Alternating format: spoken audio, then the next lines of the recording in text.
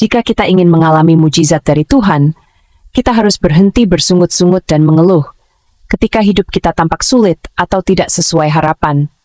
Kesulitan yang kita alami adalah kesempatan bagi Tuhan untuk menunjukkan kuasa-Nya yang luar biasa. Jangan menyerah, tetapi teruslah berserah. Mujizat Tuhan masih terjadi hingga saat ini, dan tidak ada yang mustahil baginya. Apapun pergumulan, kesesakan, atau masalah yang sedang kita hadapi, Tuhan sanggup mengubahnya dalam sekejap mata. Tuhan sanggup mengubah duka cita menjadi sukacita yang kekal. Jadi jangan pernah kehilangan harapan. Teruslah berharap, teruslah mencari Tuhan, dan percayalah bahwa di dalam waktunya, Tuhan akan menunjukkan mujizat yang akan mengubah hidupmu. Dia setia, dan Dia tidak pernah mengecewakan mereka yang sungguh-sungguh berharap kepadanya. Kata Yesus, apa yang tidak mungkin bagi manusia, mungkin bagi Allah. Lukas 18 ayat 27. Suatu hari kamu akan menyadari bahwa Tuhan sedang menyusun semuanya sejak awal. Terkadang, sulit untuk melihat Tuhan bekerja di tengah-tengah kisah kita. Kamu ingin mempercayai hatinya, tetapi kamu tampaknya tidak dapat menggapai tangannya.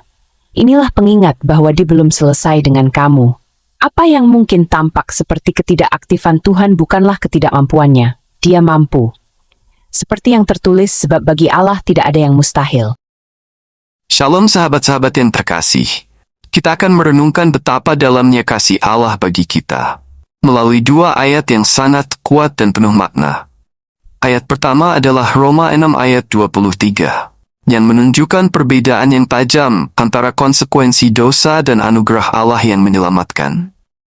Lalu kita juga akan menggali lebih dalam makna dari 2 Korintus 5 ayat 21, yang mengungkapkan penebusan Kristus bagi kita, orang berdosa. Firman Tuhan di dalam Roma 6 ayat 23, sebab upah dosa ialah maut, tetapi karunia Allah ialah hidup yang kekal dalam Kristus Yesus Tuhan kita. Roma 6 ayat 23 mengandung pesan yang mendalam tentang konsekuensi dosa dan anugerah Allah. Berikut adalah penjelasan dari ayat tersebut. Frasa upah dosa ialah maut menunjukkan bahwa akibat dari dosa adalah kematian. Kematian ini dapat dipahami sebagai kematian fisik, tetapi lebih mendalam lagi sebagai kematian rohani, atau keterpisahan dari Allah. Dosa membawa pada keadaan terpisah dari kehidupan yang sejati dan hubungan yang benar dengan Tuhan. Di sisi lain, tetapi karunia Allah ialah hidup yang kekal dalam Kristus Yesus, Tuhan kita. Menekankan bahwa Allah memberikan anugerah yang tidak layak kita terima, hidup yang kekal. Hidup kekal ini dimulai di dunia ini dan berlanjut ke kehidupan setelah kematian, di mana kita dapat bersekutu dengan Allah selamanya. Ayat ini juga menegaskan pentingnya Kristus dalam mendapatkan hidup kekal. Melalui iman kepadanya dan pengorbanannya di kayu salib, kita menerima anugerah keselamatan dan hidup yang baru. Ini menunjukkan bahwa meskipun dosa membawa kematian, Kristus memberikan harapan dan pemulihan. Secara keseluruhan, Roma 6 ayat 23 mengingatkan kita akan pilihan antara konsekuensi dosa yang mematikan dan anugerah Allah yang membawa kehidupan. Ini adalah panggilan untuk menerima Kristus sebagai Tuhan dan Juru Selamat, agar kita dapat menikmati hidup yang kekal bersamanya. Semakin Anda memahami anugerah Allah, semakin Anda jatuh cinta kepadanya. Dan semakin Anda ingin lebih dekat dengan Yesus. Karena hampir tidak mungkin Anda tidak mencintai seseorang yang mencintai Anda sedalam itu. Sahabat-sahabat yang terkasih, mari kita merenungkan betapa luar biasa kasih dan anugerah Allah yang dinyatakan melalui Kristus. 2 Korintus 5 ayat 21. Dia yang tidak mengenal dosa telah dibuatnya menjadi dosa karena kita, supaya dalam Dia kita dibenarkan oleh Allah. Frasa ini merujuk kepada Yesus Kristus yang tidak pernah berbuat dosa selama hidupnya di dunia. Kristus adalah pribadi yang sempurna, tanpa cacat, dan sepenuhnya taat kepada kehendak Allah. Ini menekankan bahwa Dia adalah satu-satunya manusia yang tidak pernah berdosa. Berbeda dengan kita yang penuh kelemahan dan cenderung jatuh ke dalam dosa. Hal ini sangat penting, karena hanya pribadi yang tanpa dosa yang dapat menjadi korban yang sempurna untuk menebus dosa dunia. Bagian ini menjelaskan peran Kristus dalam penebusan dosa manusia. Meskipun Yesus tidak pernah berbuat dosa, Allah membuatnya menjadi dosa, yang berarti bahwa Dia memikul hukuman dan konsekuensi dari dosa manusia. Kristus menanggung dosa kita di kayu salib, mengambil tempat kita dan menerima murka Allah yang seharusnya ditujukan kepada kita. Pengorbanan ini bukan berarti Yesus sendiri berdosa, tetapi Dia menjadi penanggung dosa umat manusia. Ini adalah tindakan kasih yang sangat besar, di mana Dia menggantikan kita dan menanggung segala kesalahan kita di hadapan Allah. Tujuan dari pengorbanan Kristus adalah agar melalui Dia, kita yang berdosa bisa dibenarkan di hadapan Allah. Kebenaran yang dimaksud di sini adalah status baru yang kita terima ketika kita percaya kepada Kristus. Sebelum kita diselamatkan, kita dipandang sebagai orang yang berdosa dan terpisah dari Allah. Namun, melalui pengorbanan Kristus, Allah tidak lagi melihat kita berdasarkan dosa kita, melainkan berdasarkan kebenaran Kristus. Kita diberikan kebenaran ini sebagai anugerah melalui iman kepadanya, sehingga kita bisa memiliki hubungan yang benar dengan Allah. Ini disebut pembenaran, di mana kita dibenarkan bukan karena perbuatan baik kita, tetapi karena iman kita kepada Kristus yang telah menebus dosa kita. 2 Korintus 5 ayat 21 adalah inti dari Injil, yang menekankan pertukaran luar biasa antara dosa kita dan kebenaran Kristus. Yesus, yang tidak pernah berbuat dosa, memilih untuk menanggung hukuman dosa kita, agar kita bisa diterima sebagai orang benar di hadapan Allah. Pengorbanannya membuka jalan bagi kita untuk hidup dalam hubungan yang benar dengan Allah, bukan berdasarkan usaha atau kebaikan kita sendiri, melainkan karena karya penyelamatannya di kayu salib. Ini menunjukkan betapa besar kasih Allah bagi manusia, bahwa Dia rela mengutus anaknya untuk mati demi menebus kita, sehingga kita bisa hidup dalam kebenarannya dan memiliki kehidupan yang kekal. Sebelum kita melanjutkan renungan firman Tuhan, mari kita berdoa. Bapa Surgawi yang Maha Kuasa dan penuh kasih, kami menghadap hadirat-Mu dengan kerendahan hati dan rasa syukur yang mendalam. Terima kasih atas kesempatan yang Engkau berikan pada hari ini untuk berkumpul dan merenungkan kebenaran firman-Mu. Kami sadar, Tuhan, bahwa setiap hari adalah anugerah dari-Mu, dan kami tidak akan mampu memahami apapun tanpa bimbingan Roh Kudus-Mu. Engkau adalah Allah yang kudus dan adil, tetapi juga Allah yang penuh kasih dan kemurahan. Oleh sebab itu, kami memohon hadirat-Mu di tengah-tengah kami sekarang ini. Saat kami mempersiapkan hati untuk membahas topik yang sangat penting, yakni hukuman abadi bagi mereka yang menolak Kristus, kami menyadari bahwa ini bukanlah hal yang mudah untuk direnungkan. Tetapi kami percaya, Tuhan, bahwa kebenaran ini adalah bagian dari kehendak-Mu untuk menyadarkan kami akan tanggung jawab yang besar dalam menanggapi kasih karunia yang telah Engkau sediakan melalui Yesus Kristus. Kami bersyukur karena Engkau, dalam belas kasihan-Mu, telah memberikan jalan keselamatan melalui Putra-Mu yang tunggal.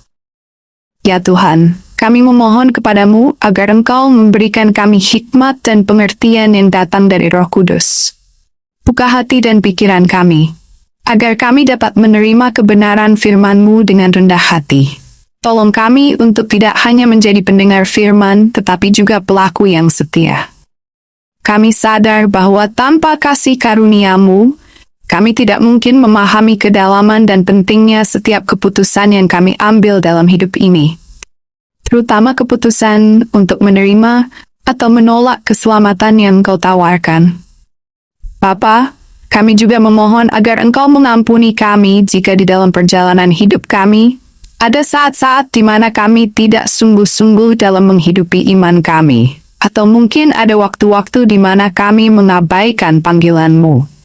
Ampuni kami jika kami tidak memperhatikan pentingnya keselamatan bagi jiwa-jiwa di sekitar kami yang belum mengenal Kristus. Kiranya melalui pembahasan firman ini, Engkau memperbarui hati kami, memberi kami keberanian dan kasih untuk terus membagikan Injil kepada mereka yang masih hidup dalam kegelapan. Kami juga berdoa agar kebenaran yang akan kami pelajari hari ini dapat menjadi kekuatan yang memperbaharui iman kami, memperdalam pengertian kami akan kasih karunia-Mu, dan meneguhkan kami untuk terus setia berjalan di jalan-Mu. Jangan biarkan kami mengeraskan hati, Tetapi lembutkanlah hati kami agar kami selalu peka terhadap panggilan-Mu. Kami menyerahkan setiap bagian dari pertemuan ini ke dalam tangan-Mu. Bimbinglah setiap kata yang akan diucapkan dan setiap pikiran yang akan kami renungkan. Biarlah semuanya terjadi untuk memuliakan nama-Mu dan memperluas kerajaan-Mu di bumi ini. Firman Tuhan di dalam 1 Yohanes 1 ayat 9. Jika kita mengaku dosa kita, maka Ia adalah setia dan adil, sehingga Ia akan mengampuni segala dosa kita dan menyucikan kita dari segala kejahatan. Bayangkan seseorang yang memiliki pakaian yang sangat kotor, penuh noda dan lumpur. Pakaian itu begitu kotor hingga sulit dikenali bentuk aslinya. Pemilik pakaian ini tahu bahwa dia tidak bisa membersihkan pakaian tersebut dengan kekuatannya sendiri. Namun, ada sebuah tempat pembersihan khusus yang menawarkan layanan gratis, di mana pakaian kotor bisa dicuci dan dikembalikan seperti baru. Dalam perumpamaan ini, pakaian kotor melambangkan dosa kita. Setiap kali kita berbuat salah, dosa kita membuat hati kita menjadi kotor, seperti pakaian yang penuh noda. Kita sadar bahwa kita tidak dapat membersihkan diri kita sendiri dari dosa tersebut. Namun, Tuhan adalah seperti pemilik tempat pembersihan khusus yang siap membersihkan pakaian kita tanpa biaya. Dia adalah setia dan adil. Artinya, ketika kita datang kepadanya dengan kerendahan hati, mengakui kesalahan kita, Dia akan memaafkan dan menyucikan kita. Mengaku dosa adalah seperti datang ke tempat pembersihan dengan pakaian kotor, mengakui bahwa kita butuh pertolongan. Tuhan, dalam kasih dan kesetiaannya, akan mengampuni kita, menghapus noda-noda dosa kita, dan menjadikan kita bersih kembali.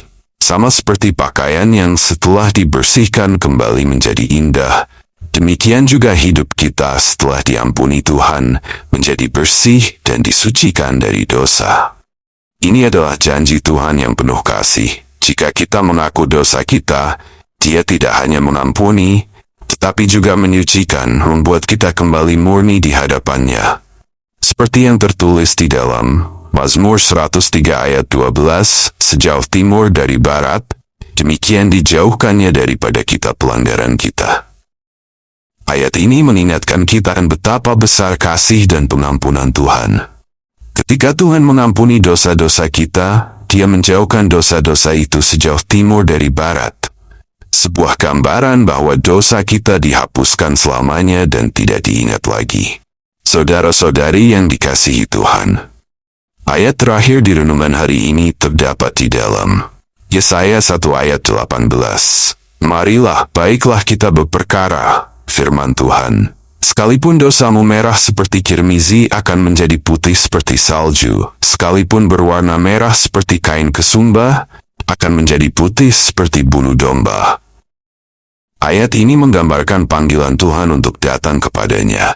Meskipun kita penuh dengan dosa, Tuhan menggunakan warna merah seperti kirmizi dan kain kesumba sebagai simbol dosa yang sangat mencolok, yang tidak bisa disembunyikan. Warna merah melambangkan dosa yang berat dan jelas, seperti noda yang tampak nyata di hadapan Allah. Namun, kasih Tuhan begitu besar, hingga Dia menawarkan pengampunan yang total dan sempurna, sehingga dosa kita yang terlihat sangat jelas itu akan dihapuskan, seperti berubah menjadi putih seputih salju dan bulu domba. Dalam perumpamaan, bayangkan seseorang yang memiliki kain yang ternoda oleh tinta merah yang sangat sulit dihilangkan. Semakin ia mencoba membersihkan noda itu dengan caranya sendiri, semakin dalam nodanya meresap.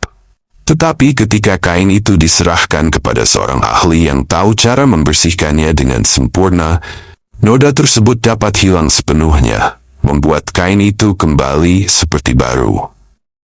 Demikian juga dengan Tuhan. Kita tidak dapat membersihkan diri kita sendiri dari dosa-dosa kita. Namun, ketika kita datang kepadanya dengan rendah hati dan pertobatan, Dia yang penuh kasih mampu membersihkan kita sepenuhnya, tanpa meninggalkan bekas dosa. Yesaya 1 ayat 18, adalah ajakan bagi setiap orang untuk tidak takut datang kepada Tuhan dengan segala dosa dan kelemahan mereka. Tuhan bukan hanya menawarkan pengampunan, tetapi juga pemulihan total.